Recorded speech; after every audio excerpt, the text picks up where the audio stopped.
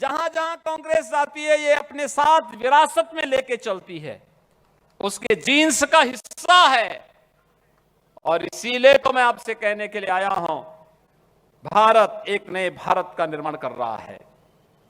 इस भारत में सुरक्षा भी है, समृद्धि भी है, आस्था का सम्मान भी है।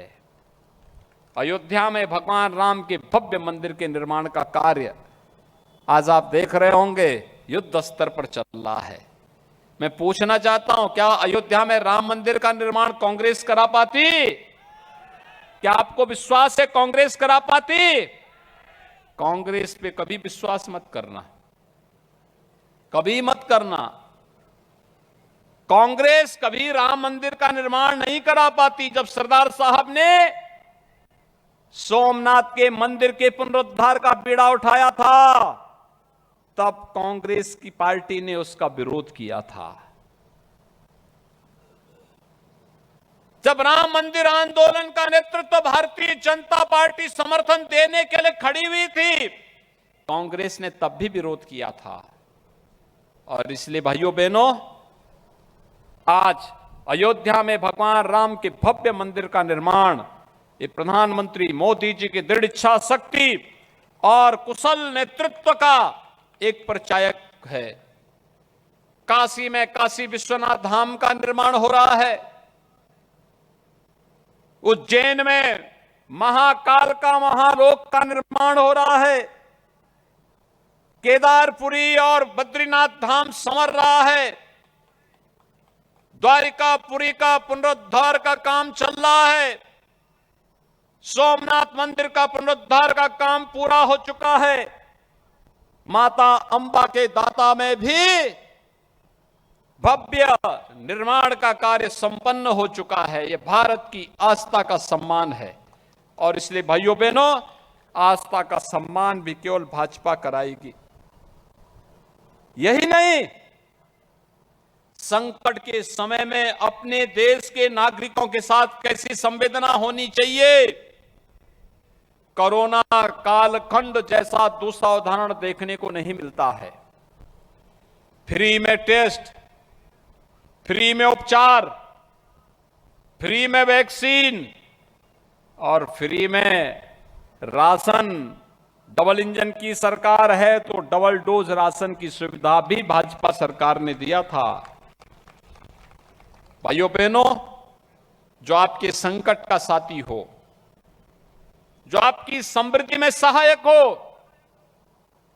देश की आंतरिक और बाह्य सुरक्षा को सुदृढ़ रख सकता हो, आस्था का सम्मान कर सकता हो, बहन बेटियों को सुरक्षा दे सकता हो, सत्ता में आने का अधिकार उन्हीं को है।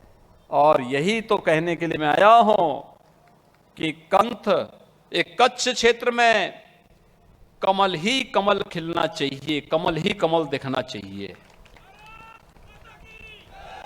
और यही अपील करने के लिए आया हूं। हमारे काछी जो होते हैं ना, ये सब जो है अपनी मेहनत और परिश्रम से उन्होंने इस पथरीली भूमि पे भी सोना उगलने का काम किया है, अपनी मेहनत और अपनी परिश्रम से।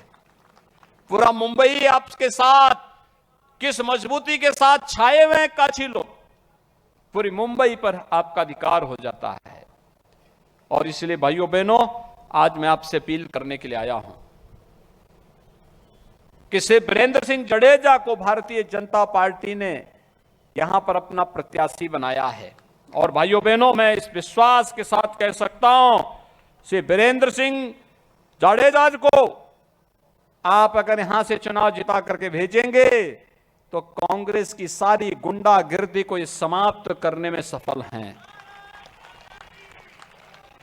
भाइयों बहनों, 7 पीढ़ी से यह परिवार जनता जनार्दन की सेवा के लिए अपने आप को समर्पित किया हुआ है। और इसीलिए भाजपा नेतृत्व इन्हें यहां पर इस बार लेकर के आया है। मांडवी से इन्हें कहा गया कि नहीं, आप जाइए और रापड़ में जाकर के कच्छ की जनता की सेवा भी करिए। और भाइयों बहनों, इनको इसलिए यहां पर भेजा गया है, ये विकास भी कराएंगे और सुरक्षा भी प्रदान करने में योगदान देंगे। पूज्य संतों का आशीर्वाद इनके ऊपर है। इसीलिए मैं आज आपके पास आया हूं आपसे अनुरोध करने के लिए, इन्हें भारी बहुमत से विजयी बनाने के लिए आपसे अपील करने के लिए आया हूं। और मैं विश्वास के साथ कह सकता हूं, श्री वीरेंद्र सिंह जडेजा के नेतृत्व में रापड़ में क्षेत्र में व्यापक विकास की संभावनाएं आगे बढ़ेंगे। आप सब सहमत हैं? सभी सहमत हैं? सुआब बधा भाजपा ने भव्य जीत आपसो, हाथ ऊंचा करने समर्थन आपो।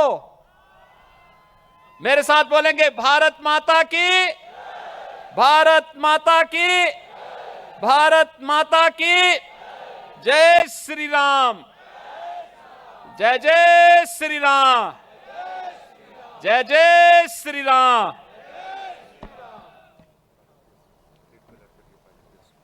पर हम आपको विश्वास दिलाते हैं, परम पूज्य योगी आदित्यनाथ जी अपने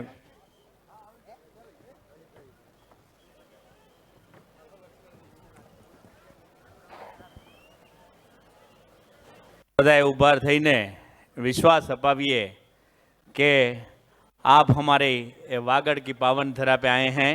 हम आपको विश्वास दिलाते हैं, हमारे वीरेंद्र जी के रूप में कमल खिलेगा, कमल खिलेगा, महालक्ष्मी स्वरूप में कमल खिलेगा।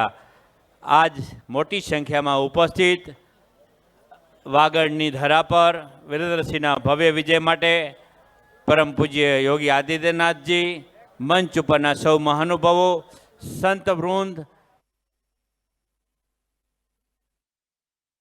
યોગી આદિત્યનાથ અત્યારે જે રીતે ગુજરાતના પ્રવાસે આવી રહ્યા છે ત્યારે તેઓ કચ્છ ખાતે પહોંચ્યા હતા કે જ્યાં સભાને તેઓએ સંબોધિત કરી હતી। કચ્છના રાપરથી યુપીના જે મુખ્યમંત્રી છે યોગી આદિત્યનાથ, તેમણે જે સંબોધન હતું તે કર્યું હતું। ઉલ્લેખનીય છે કે જે રીતે વડાપ્રધાન નરેન્દ્ર મોદીએ પોતાના જે સ્ટાર પ્રચારકો છે તે આ વખતે મેદાને ઉતાર્યા છે, ત્યારે યોગી આદિત્યનાથ અત્યારે ગુજરાતના પ્રવાસે છે, ત્યારે ઠેર ઠેર તેઓ સભાઓ કરી રહ્યા છે। આજે તેઓ કચ્છ ખાતે રાપરમાં જે સભા હતી તેને સંબોધી હતી।